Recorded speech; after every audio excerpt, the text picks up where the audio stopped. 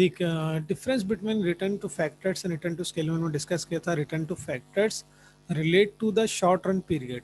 बस ये main difference ये होता है कि रिटर्न टू फैक्टर जो होता है वो शॉर्ट रन पीरियड से रिलेट करता है, ठीक है, और रिटर्न टू स्केल रिलेट करता है लॉन्ग रन पीरियड से रिलेट करता है। ये मेन डिफरेंस ये होता है। मोहम्मद यासिर वीडियो ऑफ करें अपनी,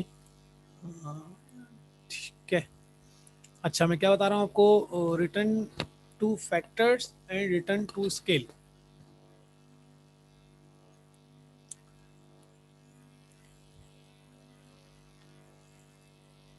returns to factors relate to short run period. ये शॉर्ट रन पीरियड से रिलेट करता है। फर्स्ट पॉइंट तो क्लियर कर लें, ठीक है। सेकंड, इसके अंदर क्या लिखा है, this kind of production functions are studies under laws of return and law of variable proportion. ये शॉर्ट रन पीरियड से रिलेट करता है और उसके अंदर रिटर्न टू फैक्टर्स में आप टू लॉज को डिस्कस करते हैं। एक है लॉ ऑफ रिटर्न और सेकंड है आपका लॉ ऑफ वेरिएबल प्रोपोर्शन। जैसे कि हमने डिस्कस किया था कि दोनों लॉज जो हैं वो शॉर्ट रन पीरियड के अंदर आते हैं। सेकंड होता है return to scale. Return to scale जो है लॉन्ग रन पीरियड के अंदर आता है जब फर्म जो है अपनी तमाम फैक्टर्स ऑफ प्रोडक्शन को वेरी कर लेती है, ठीक है।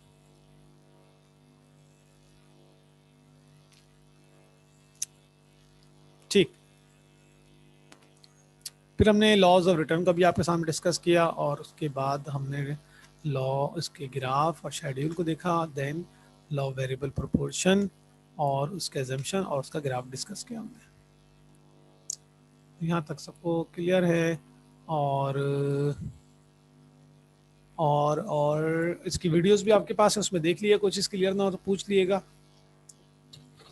ठीक है। आवाज़ शाहजेब को आवाज़ नहीं आ रही। शाहजेब, आवाज़ क्लियर आ रही है आपको?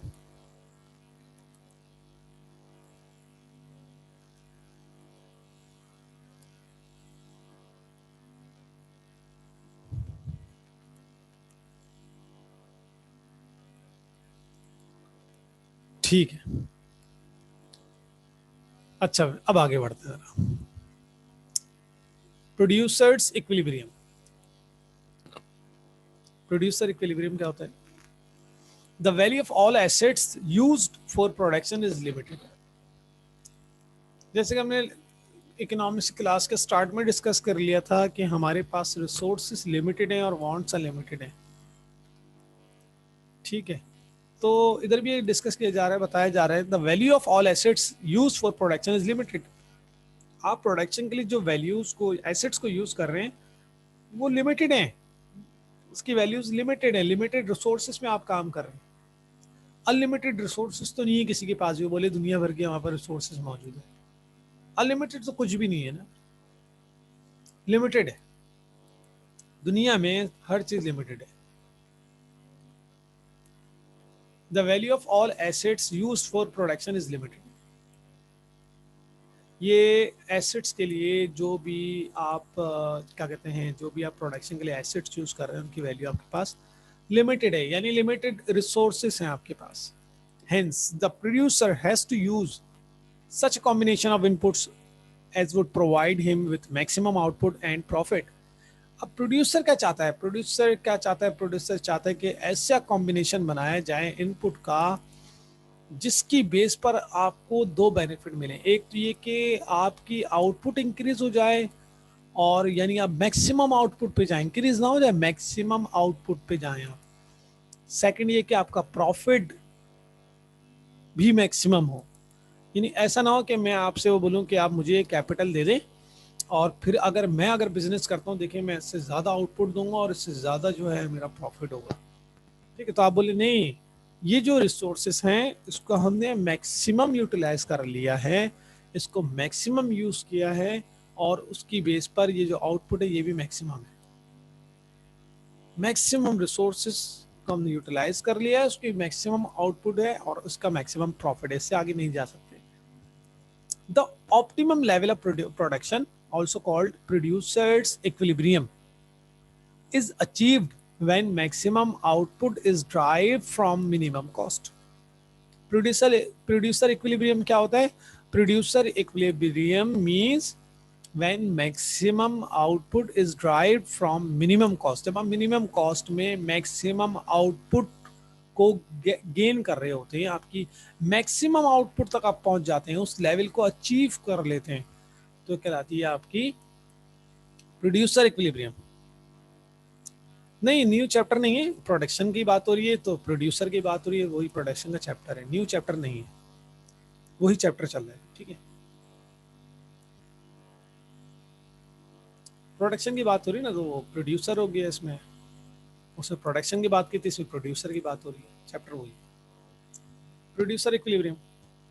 ठीक है, क्या होता है प्रोड्यूसर इक्विलिब्रियम? प्रोड्यूसर इक्विलिब्रियम का मतलब ये होता है कि आप जब मिनिमम कॉस्ट में या लिमिटेड रिसोर्सेस में रहते हुए मैक्सिमम आउटपुट दे रहे होते हैं और उसकी बेस पर आपका मैक्सिमम प्रॉफिट आप गेन कर रहे होते हैं, that is called producer equilibrium. Producer कब इक्विलिब्रियम पर होता है? जब आप मैक्सिमम प्रोडक्शन दे रहा होता है।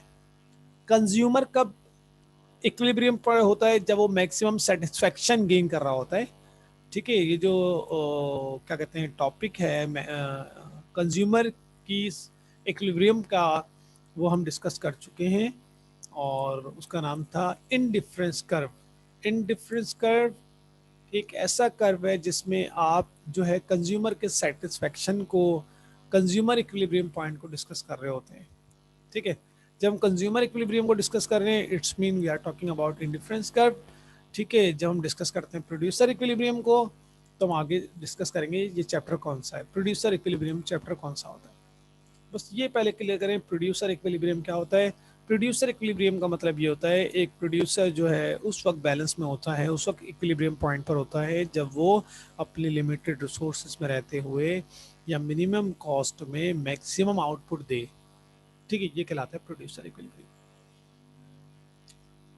Next, in order to find out producer equilibrium, we first need to understand the isocon curve and isocost line.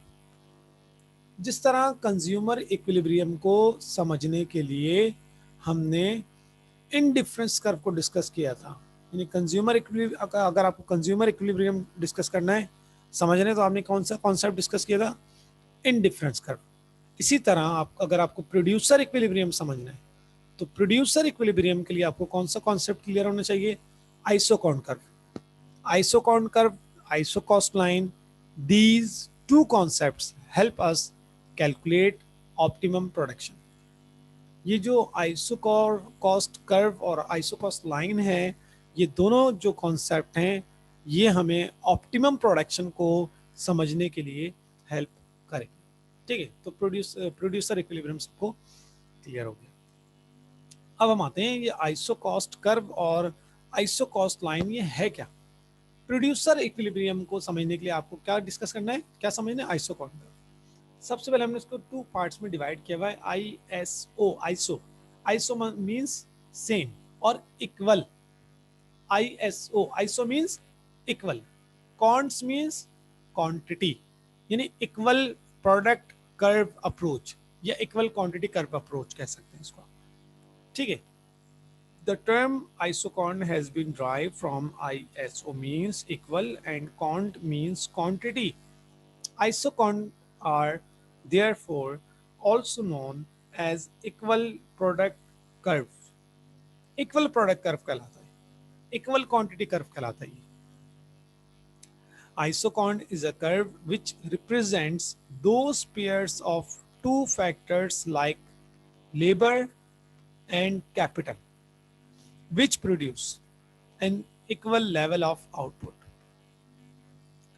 Isocon एक ऐसा कर्व है जो रिप्रेजेंट कर रहा होता है टू पेयर्स ऑफ को रिप्रेजेंट करता है, two pairs of factors of production, two pairs को, जिसमें हम डिस्कस करते हैं लेबर एंड कैपिटल। अच्छा, इन डिफरेंस कर्व में भी हम टू फैक्टर्स की बात कर रहे थे और वो फैक्टर्स क्या कहलाते हैं? X and Y factor. उसमें हम एक्स और वाई ले रहे थे, इसमें हम ले रहे हैं लेबर और कैपिटल। यानी इन डिफरेंस कर्व में हम टू प्रोडक्ट की बात कर रहे थे। ठीक है, वो टू प्रोडक्ट्स क्या थी? एक्स और वाई। और आइसोकॉन कर्व में भी हम टू फैक्टर्स की बात कर रहे हैं, वो टू फैक्टर्स कौन से हैं? Labour and capital.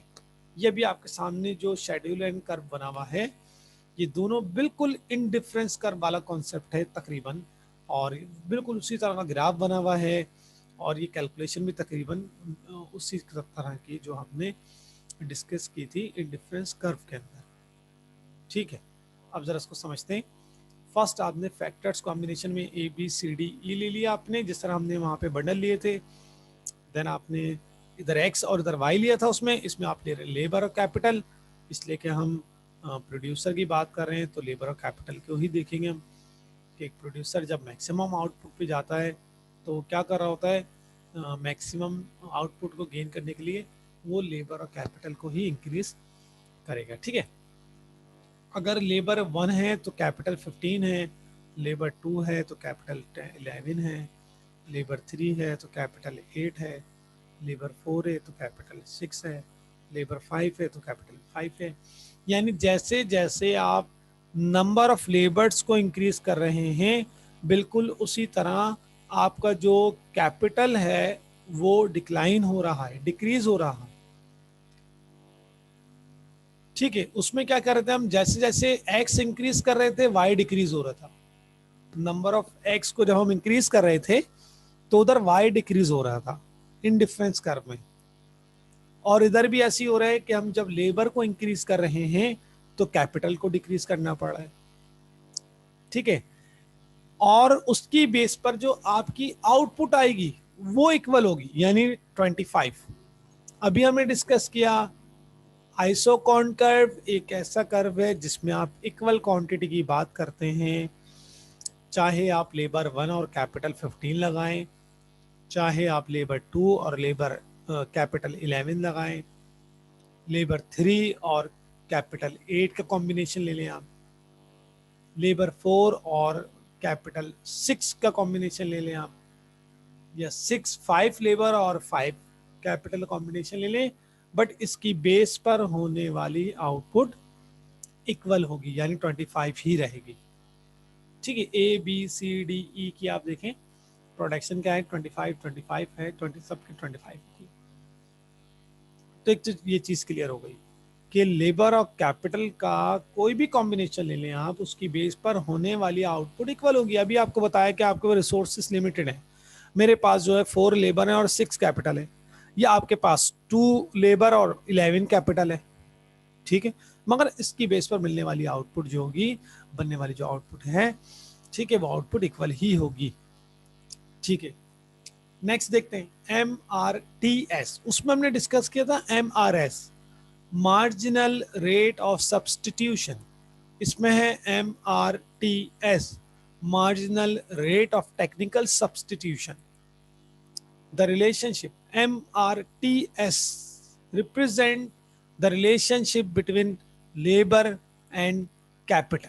इन दोनों की रिलेशनशिप बता रहा होता है, आपको ये बता रहा होता है जैसे जैसे आप नंबर ऑफ लेबर इंक्रीज करेंगे, बिल्कुल उसी तरह आपको कैपिटल, सॉरी, जैसे जैसे आप कैपिटल इंक्रीज करेंगे, वो रिवर्स हो गया, फिर दोबारा रिवर्स हो गया, जैसे जैसे आप लेबर इंक्रीज करेंगे कैपिटल डिक्रीज हो गया, यानी नंबर ऑफ लेबर इंक्रीज होती जाएगी, उसकी बेस पर आपका कैपिटल डिक्रीज होगा, और इन दोनों की जो रिलेशन है वो कहलाती है MRTS। और इन दोनों की बेस पे बनने वाला जो ग्राफ है वो भी डिक्लाइन होगा। क्यों डिक्लाइन होगा, कि इसमें 2 वेरिएबल्स हैं और दोनों का आपस में इनवर्स रिलेशन है, लेबर इंक्रीज हो रही है तो कैपिटल डिक्रीज हो रहा है, जैसे जैसे नंबर ऑफ लेबर इंक्रीज हो रही है वैसे वैसे कैपिटल डिक्रीज हो रहा है। तो इन दोनों का रिलेशन इनवर्स है, इन दोनों के बेस पर बनने वाला जो ग्राफ है वो भी डाउनवर्ड ही बनेगा। जैसे कि नीचे आपको एक ग्राफ नजर आ रहा है, और इस ग्राफ में आपने इधर एक्स एक्सिस पे लिए हैं क्या लिए, लेबर ले ली 1 2 3 4 5। ठीक है, और वाई एक्सिस पे आपके पास मैक्सिमम वैल्यू कितनी है, 15 है। ठीक है, तो आपने ग्राफ बनाने के लिए क्या किया, यहाँ पे हम दोबारा आते हैं वाइट बोर्ड पे, और ये वाइट बोर्ड हम देख लेते हैं। ये आपने ग्राफ बनाने के लिए ये आइडिया दे रहा होता हूँ, बाकी ग्राफ आप बना के मुझे इसका भी दिखाएंगे। 1 2 3 4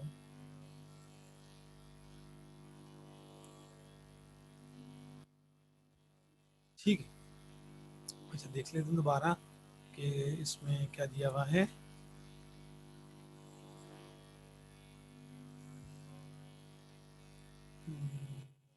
या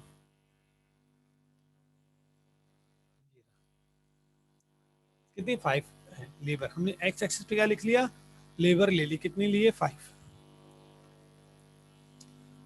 वाई एक्सिस पे हम क्या लेंगे, कैपिटल, कैपिटल मैक्सिमम कितना है 15, 15 है कैपिटल, ठीक है 15 है कैपिटल।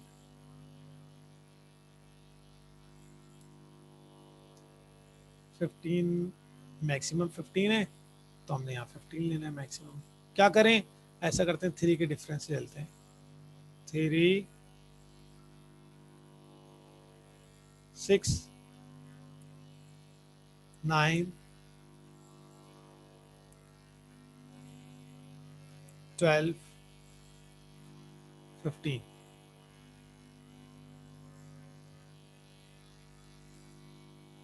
ठीक है भैया, आपके वैल्यू दो 3 6 9 12 15। अब फर्स्ट पे क्या पॉइंट था, फर्स्ट पे था 15, तो ये आ गया 15।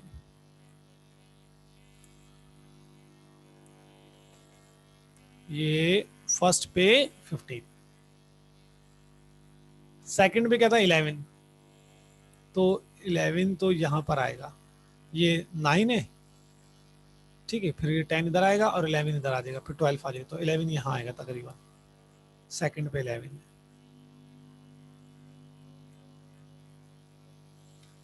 ठीक है, और देखते हैं जरा इसको।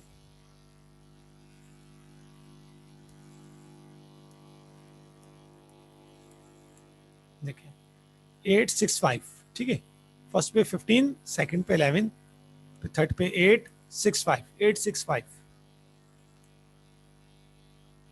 8 6 5, फिर उसके बाद है थर्ड पर 8 है, 8 कहाँ है, तकरीबन ये,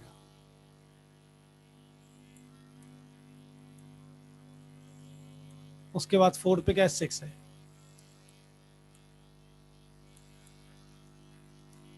उसके बाद कितना है 5 है,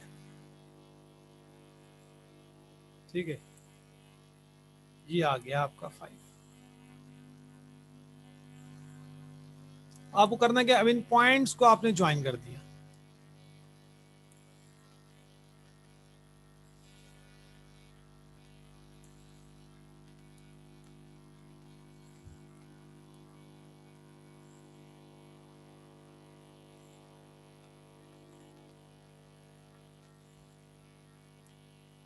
ये पॉइंट ये कट किया, फिर सेकंड ये हो गया, थर्ड ये हो गया, फोर्थ ये हो गया, और फिफ्थ ये हो गया, ठीक है, ये बन गया आपका आइसोकॉन कर्व।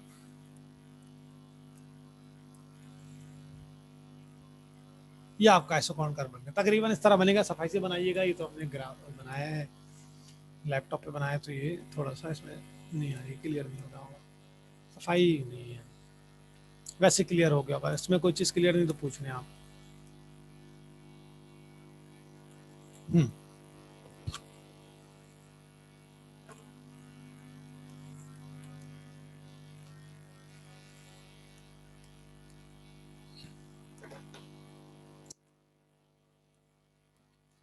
क्लियर है, गुड।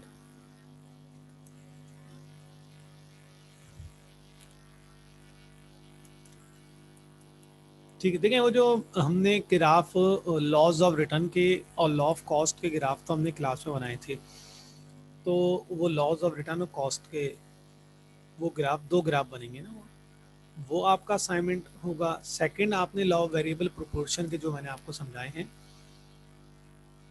वो सेकंड ग्राफ आपने बनाया लॉ ऑफ वेरिएबल प्रोपोर्शन, यानी दो वो हो गए और ये थर्ड हो गया, और एक आपने बना के देने जो अभी आपको समझाया है मैंने। जी जी, असाइनमेंट के साथ सबमिट कर, तो ये ग्राफ है टोटल जो मैंने आपको बताए, ठीक है। लॉ ऑफ रिटर्न में दो हो गए, एक law law variable, law variable के भी दो ही हो गए, वो टीपी अलग बनाने हैं, एमपी और एपी अलग बनाना है, ठीक है, 4 हो गए, और ये आपके ने ये ग्राफ अलग बनाना है टेबल के साथ, जिसके अंदर शेड्यूल या टेबल दिया हुआ है उसके साथ बनाएंगे, वो भी शो करेंगे आप। और पेंसिल स्केल से आप बनाएंगे ग्राफ, पेन यूज़ नहीं कीजिएगा, और बहुत सफाई से उसको बना के और उसको फिर उसकी जो है पिक लेके पीडीएफ में कन्वर्ट करके और सबमिट करा दिया करें।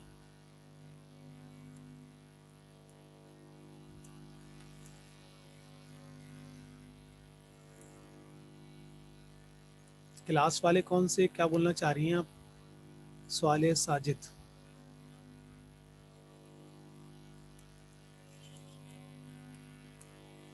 लॉज ऑफ रिटर्न के दो हो गए, law of return, law of cost, दो वेरिएबल प्रोपोर्शंस के हो गए, ठीक है, जो ये बताया था आपको। फोर हो गए आपके पास, और फिफ्थ ये वाला है जो भी मैंने आपको समझाया। यहाँ तक कोई चीज़ क्लियर नहीं तो पूछ लें, कुछ डिस्कस करना है।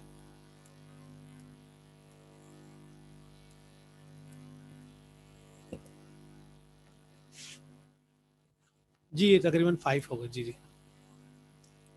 वैसे थ्री हो गए, टू वेरिएबल्स प्रोपोर्शन के हो गए, variable sorry, laws of return के दो बनाने ना, एक लॉ ऑफ क्या कहते हैं, laws of return, law of cost.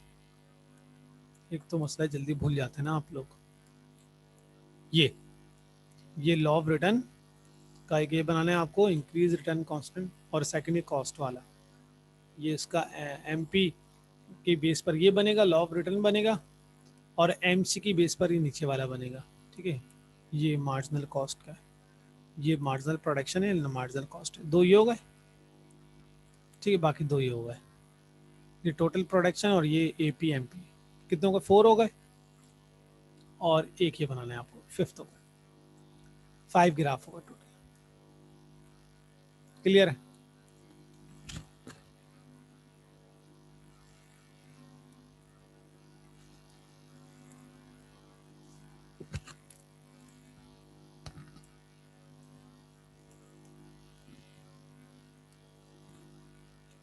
ठीक है,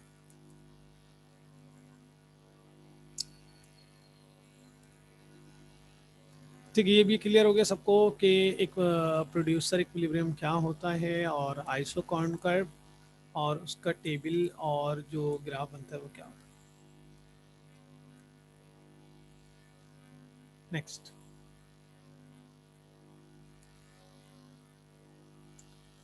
marginal rate of technical substitution, MRTS.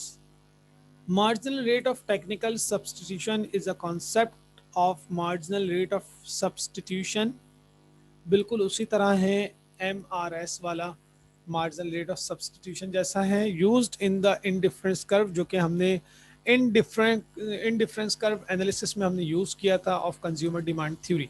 Chapter का नेम था consumer demand theory in difference curve, में हमने एक कॉन्सेप्ट डिस्कस किया था MRS, marginal rate, MRS marginal rate of substitution. MRTS of factor X for factor Y is the amount of factor Y which can be replaced by 1 unit of factor X. The level of output remain unchanged. X हमने यहाँ पे लिए हुई है labour और Y लिया हुआ है कैपिटल, ठीक है। The amount of factor Y which can be replace by 1 unit of factor X, आपने जैसे जैसे X को इंक्रीज किया आपका Y डिक्लाइन होता रहेगा, यानी जैसे जैसे आप लेबर इंक्रीज करेंगे आपका कैपिटल डिक्रीज होगा, और उसकी बेस पर क्या होगा, the level of output remaining unchange, और उसकी बेस पर जो आपकी आउटपुट है वो अनचेंज रहेगी, यानी इक्वल आउटपुट होगी वो, ठीक है। Next, map of indifference, sorry isoquant curve का मैप आपके सामने बना हुआ है। An isoproduct map shows a set of iso product curves.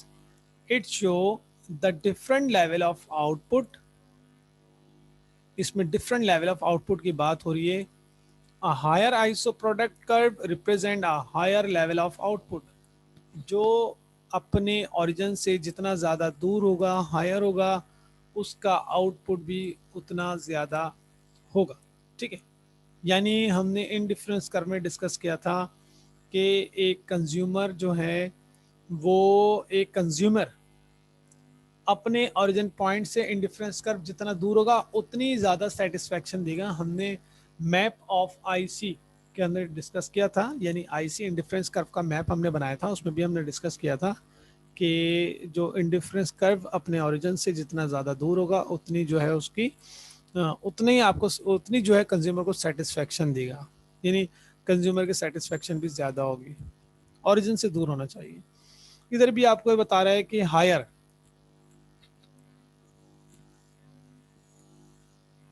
ये कौन आए हैं, अवेश परवेज, अब एंटर हुए क्लास में। क्या शो कर रहा है, a higher iso product curve represent a higher level of output. जो जितना ओरिजिन से दूर होगा उतनी ज़्यादा आउटपुट देगा। हमारे सामने इनपुट एक्स और इनपुट वाई में हमारे पास सामने 3 कर्व बने हुए, first Q1, Q2, Q3।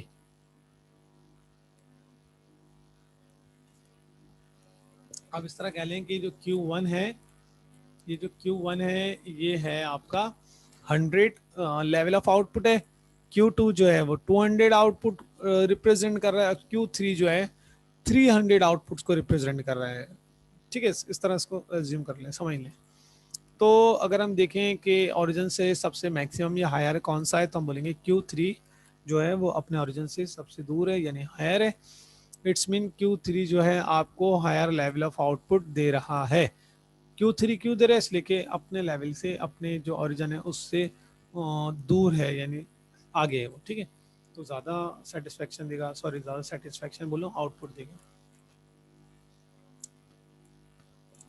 Cost line and its shifting.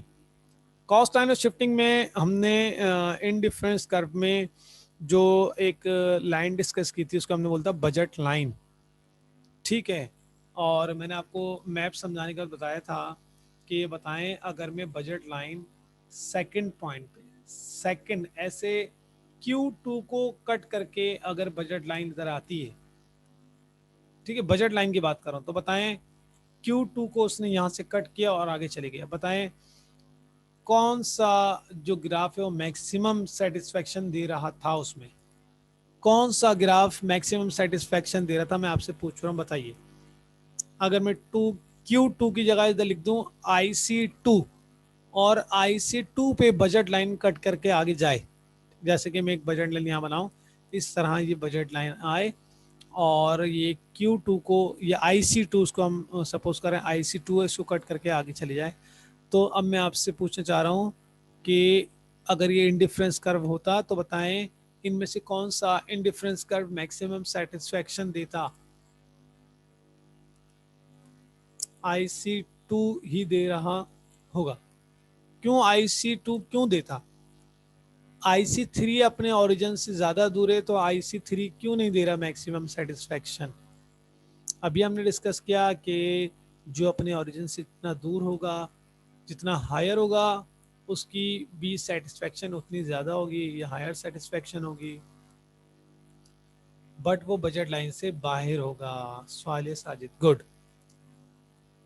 क्यों हो रहा है ऐसे, Q2, हाँ ऐसी, राबिया भी ये बोल रही है कि आपकी जो बजट लाइन है वो अगर Q2 को कट कर रही है तो आपका जो मैक्सिमम सेटिस्फेक्शन है Q2 पर होगी, Q3 पर नहीं होगी। हत्ता कि Q3 बजट लाइन से दूर है, ओरिजिन से दूर है, मगर Q3 जो है बजट लाइन को क्रॉस करके आगे बढ़ गया। ठीक है, तो IC3 की बात करें, सॉरी, तो IC3 आपको मैक्सिमम सेटिस्फेक्शन नहीं देगा। कौन सा देगा, IC2 देगा। IC2 देगा, क्यों, इसलिए कि IC2 जो है बजट लाइन को कट कर रहा है। बिल्कुल इसी तरह अगर हम आइसोकॉन्ट की बात कर रहे होते हैं तो आइसोकॉन्ट में भी आपको, अगर मैं ऐसे लाइन एक ड्रॉ करता हूं उसको हम बोलेंगे कॉस्ट लाइन। ठीक है, उसमें हम बोलते हैं बजट लाइन और इसमें हम बोलते हैं कॉस्ट लाइन। कॉस्ट लाइन तो कौन सा आपको कर्व मैक्सिमम आउटपुट देगा, वो होगा आपका Q2। क्यों होगा Q2, इसलिए कि Q2 आपको मैक्सिमम आउटपुट दे रहा होगा।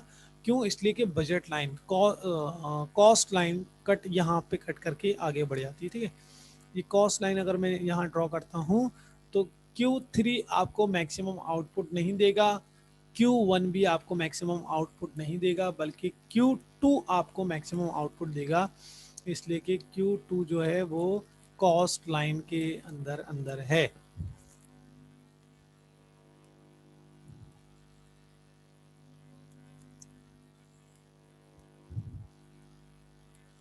ठीक है, तो मैप ऑफ आइसोकॉन्ट, बिल्कुल इसी तरह ये लाइन हमने उसमें डिस्कस की थी, cost line and its shifting.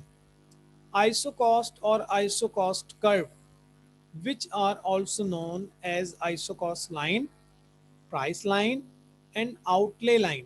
इसको हम क्या क्या बोल सकते हैं? इसको हम बोलते हैं कॉस्ट लाइन, ठीक है, कॉस्ट लाइन के अलावा हम इसको बोलते हैं प्राइस लाइन या फिर आउटले लाइन, कुछ भी कह लें इसको। Cost line, price line, outlay line play an important role in determining what combination of input or factors of production the firm will choose for producing a certain quantity of output।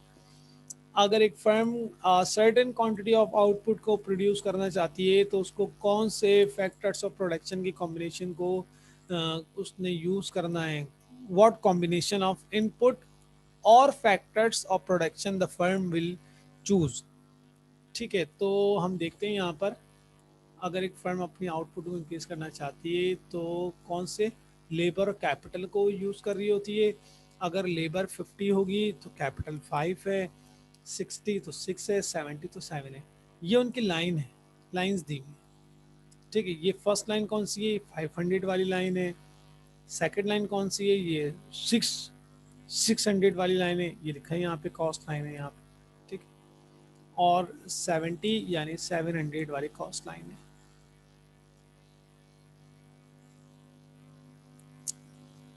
ठीक है, तो first second and third, first second and third three हमारे पास cost line हमें नज़र आती है, 500, 600 और 700 cost line.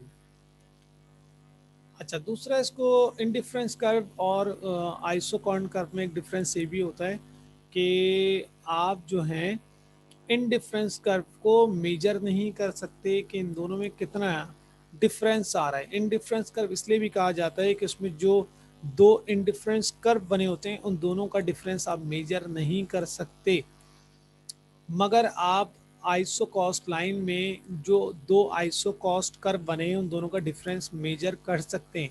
यानी अगर मैं इधर आइसोकॉर्न कर्व बना दूं तो आप बोलेंगे सर ये 500 कॉस्ट हो गई, और सेकंड वाले पे अगर आइसोकॉर्न कर्व बना लूं तो आप बोलेंगे सर ये 600 कॉस्ट का कर्व है, पिछला 500 का था, ये वाला 600 का, यानी डिफरेंस आ रहा है 100 क्वांटिटी इंक्रीज हुई है, तो ये 100 क्वांटिटी का डिफरेंस आ रहा है। इट्स मीन कि आप जो है क्या कर रहे हैं, आप क्या कर रहे हैं, फर्स्ट में आपका जो लाइन है 500 की लाइन है, $500 तो उधर मेंशन किया हुआ है, और सेकंड वाली है 600 की, यानी फर्स्ट और सेकंड इन दोनों का डिफरेंस कितना आ रहा है? 100। ठीक है, तो जो 100 डिफरेंस आ रहा है इसका मतलब है आपकी आउटपुट 100 से इंक्रीज हो गई है। बताने का मकसद ये है कि इन डिफरेंस कर्व में आप टू कर्व्स का डिफरेंस जो है नहीं बता सकते कि इन दोनों में डिफरेंस कितना है, इसी वजह से आप उसको बोलते हैं इन डिफरेंस कर्व। ठीक है, और आइसोकॉस्ट लाइन में आप दो जो कर्व बने होते हैं आइसोकॉस्ट कर्व, उनका डिफरेंस बता सकते हैं कि इनका डिफरेंस जो है कितना है। जैसे कि अभी मैंने आपको बताया था 100 का डिफरेंस आ रहा है। इसमें आइसोकॉस्ट कर्व बना बनी है, इसमें जस्ट हम लाइन को डिस्कस कर रहे हैं। Cost line, first cost line कितनी है? 500। सेकेंड कॉस्ट लाइन कितनी है? 600 की। और थर्ड कॉस्ट लाइन 700 की। तो सब में कितने का डिफरेंस आ रहा है? 100 का डिफरेंस आ रहा है, आपने ऐसे ही बता दिया, देखते हैं। ठीक है, इट्स मीन आप इसको मेजर कर सकते हैं। अच्छा, सेकेंड इसमें ना शिफ्टिंग दी हुई है। अच्छा, मैंने आपको शिफ्टिंग में दोबारा व्हाइट बोर्ड पर आते हैं ज़रा, मैंने आपको शिफ्टिंग में कुछ चीज़ें समझाई थी।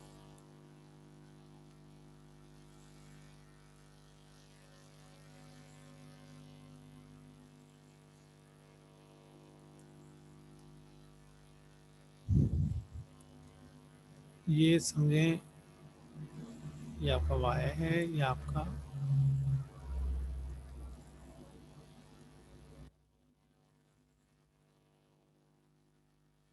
ये एक्स, ठीक है। और ये आपकी कैपिटल है और ये आपकी लेबर है। ये लाइन आइसो कॉस्ट में कहलाती है कॉस्ट लाइन, और इनडिफरेंस कर्व में ये लाइन कहलाती है बजट लाइन, ठीक है।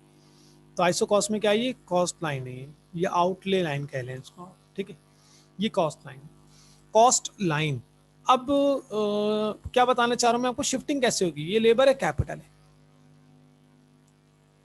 ये आपने क्या किया, ले कैपिटल कांस्टेंट रख दिया आपने और लेबर को डिक्रीज कर दिया। देखें ये लेबर कम हो गई, लेबर कम होगी तो क्या होगा, ये कॉस्ट लाइन इधर शिफ्ट हो गई, इधर शिफ्ट हो गई, बैकवर्ड हो गई, ठीक है।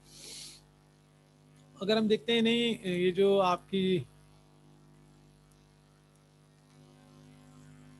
ये लेबर और कैपिटल है,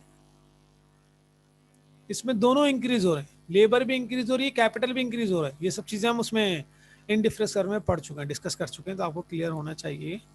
ये देखिए ये दोनों एक साथ इंक्रीज होंगे, फिर इसमें क्या हुआ है, लेबर और कैपिटल दोनों इंक्रीज हो गए। तो लेबर कैपिटल इंक्रीज होंगे तो क्या होगा, आपकी कॉस्ट लाइन आगे शिफ्ट कर जाएगी, ठीक है। लेबर इंक्रीज होगी तो क्या होगा, जस्ट लेबर को इंक्रीज कर देंगे आप। अगर कैपिटल इंक्रीज होगा तो कैपिटल को इंक्रीज कर देंगे, अदर को कांस्टेंट रखेंगे। इसी तरह इसकी शिफ्टिंग चलती रहेगी, ठीक है। ये हमने उसमें जब उसमें इन डिफरेंस कर्व में हमने डिस्कस किया था।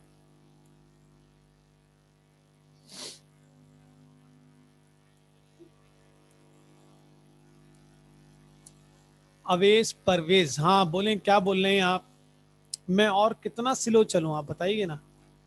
स्लो स्लो चल रहा हूँ, एक एक चीज को समझा रहा हूँ, कितना स्लो चाह रहे हो भाई। जो चीज क्लियर नहीं हो बताओ, मैं दोबारा बता देता हूँ आपको। दूसरा ये कि इसकी रिकॉर्डिंग मिल जाती है आपको, क्लास के थोड़ी देर बाद मिल जाती है रिकॉर्डिंग, आप देखें 10 मरतबा देखें, उसमें वो चीज़ क्लियर हो जाएगी। फिर उसमें आप उसको स्लो कर लें, स्टॉप कर लें, उसको सुनते रहें, बार बार क्लियर हो जाएगी। और फिर भी क्लियर ना हो तो मुझे पूछ लें, मैं आपको समझा दूंगा। कोशिश करें कि इंडिविजुअल नहीं पूछा करें, क्लास में पूछ लिया, ग्रुप में पूछा करें, ताकि मैं ग्रुप में ही सबको एक साथ ही क्लियर कर दूँ ना। हो सकता है वो पॉइंट किसी और को भी क्लियर ना हो, किसी के जहन में ना हो, तो ग्रुप पे एक वॉइस मैसेज दे दिया और क्लियर कर दिया। अच्छा मैं स्लो स्लो चल रहा हूँ, अच्छा भी, ठीक है। तो क्या कहना चाह रहा था मैं आपको कि हमने इंडिफरेंस कर्व में एक लाइन डिस्कस की थी, और वो थी बजट लाइन। और इसमें जो हम लाइन डिस्कस कर रहे हैं वो है कॉस्ट लाइन, ठीक है, कॉस्ट लाइन। तो इसकी हमने शिफ्टिंग डिस्कस की। अब ये मीटिंग फिर एंड होने वाली है, और इसके बाद फिर एक और मीटिंग होगी, ठीक है। 3 मीटिंग्स पे आपका सेशन होगा क्लास का, जो डिपार्टमेंट ने बोला है। 2 मीटिंग्स पे हम एंड नहीं करेंगे, अब 3 मीटिंग्स पे होगा, ठीक है। वो रमज़ान की थी, 2 मीटिंग्स हमें रमज़ान के लिए बोला गया था, अभी हमें 3 मीटिंग्स इसकी रखनी है, कंडक्ट करनी है। तो ये क्लास एंड होने वाली, दोबारा इसको ज्वाइन कीजिएगा, फिर इसको कंटिन्यू करेंगे हम।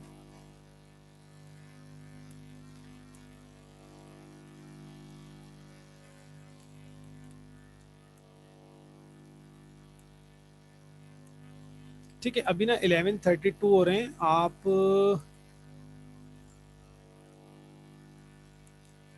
बल्कि अभी कर लें, फिर लाइट ना इधर ना चली जाए, फिर ऑफ हो जाएगा ये।